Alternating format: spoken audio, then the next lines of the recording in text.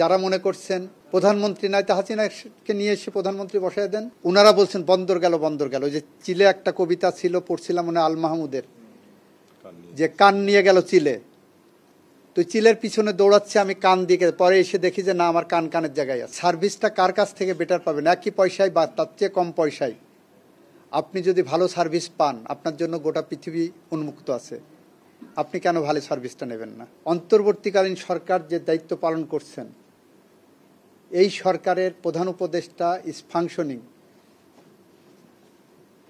যে প্রধানমন্ত্রী যে কাজগুলো করতে পারতেন, এই প্রধান উপদেষ্টা এবং এই ক্যাবিনেট সে একই কাজ ওনারা করতে পারেন। That is the constitutional scheme. রাষ্ট্র পরিচালনায় বিজয় শক্তি নির্ধারণ করে তার নেতাকে, তার সরকারকে সে কিভাবে পরিচালিত হবে। ৭১-এর মুক্তিযুদ্ধের মধ্য দিয়ে অর্জিত বাংলাদেশের বিজয়ী শক্তি নির্ধারণ করেছিল আমার সংবিধান কেমন হবে, আমার নেতা কে হবে, আমার দেশ কিভাবে পরিচালিত হবে। ঠিক একইভাবে এই সময় এসে আবার নির্ধারিত হয়েছে আমরা কিভাবে চলব। তারই ধারাবাহিকতায় আমরা এই সরকার পরিচালিত হচ্ছে। এখানে কোনো ব্যত্যয় নাই, কোনো সন্দেহ নাই, কোনো অস্পষ্টতা নাই, এটা আমরা বলেছি। আর যারা মনে করছেন প্রধানমন্ত্রী নাই তা হাসিনাকে নিয়ে এসে প্রধানমন্ত্রী বসায় দেন, দেখি চট্টগ্রাম বন্দর হলো বাংলাদেশের অর্থনীতির লাইফলাইন। সেই লাইফলাইনে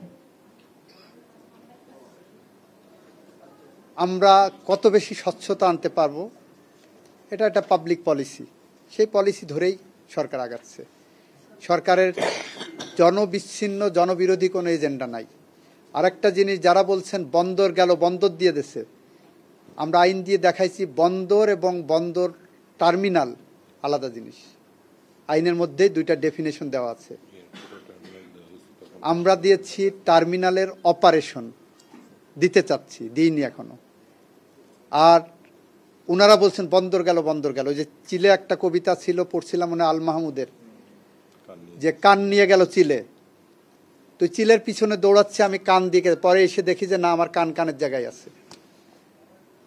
আমাদের এই মামলার ক্ষেত্রে that is one of the best examples. ওনারা ওই যে কান নিয়ে গেলে চিলের পিছনে দৌড়াচ্ছে, আইন কানুন ভালো করে ব্যাখ্যা করলে ওনারা এই সিদ্ধান্তে থাকবেন না। আপনি সার্ভিসটা কার কাছ থেকে বেটার পাবেন? একই পয়সায় বা তার চেয়ে কম পয়সায় আপনি যদি ভালো সার্ভিস পান, আপনার জন্য গোটা পৃথিবী উন্মুক্ত আছে, আপনি কেন ভালো সার্ভিসটা নেবেন না? আমি ভালো সার্ভিস নিয়ে এটাকে আরও এফিসিয়েন্ট করলে আমার অর্থনৈতিক সমৃদ্ধি আসবে, সেটা যদি আমরা মনে করি, তাহলে এটা আমরা কেন দিতে পারবো না? আমার দেশে অন্য সমস্ত সেক্টরে বিদেশিরা ইনভেস্ট করছে না? আমার দেশে বিদেশি ইনভেস্টমেন্ট আনার জন্য আমরা নতুন নতুন আইন করছি। তারা যদি সেখানে এসে কোম্পানি করে সার্ভিস দিতে পারে, কাজ করতে পারে। আপনি আজকে টেলিফোন ব্যবহার করতেছেন, আজকে আপনি ওয়াইফাই ব্যবহার করতেছেন, আপনি আজকে মোবাইল টেলিকম ব্যবহার করছেন, এটা তো বিদেশি ইনভেস্টমেন্ট। তারা কি বাংলাদেশের সভরেন্টি নিয়ে চলে গেছে? আমার দেশের কোম্পানিকে তো সুযোগ দেওয়া হয়েছে। এই টার্মিনালেই আগে একটা কোম্পানিকে 6 মাসের জন্য দেওয়া হয়েছে, আরও একটা কোম্পানিকে দেওয়া হয়েছে, তারাও করছেন। আমরা দেখি না কে বেস্ট সার্ভিসটা দেয়। ওনারা বেস্ট সার্ভিসটা দিতে পারছেন না, এটা ওনাদের সাবমিশন, ওনারা বলেছেন। আমাদের কথা, যদি পলিটিক্যাল গভর্নমেন্ট যে সিদ্ধান্ত নিতে পারবেন, এই অন্তর্বর্তীকালীন সরকার একই সিদ্ধান্ত নিতে পারেন।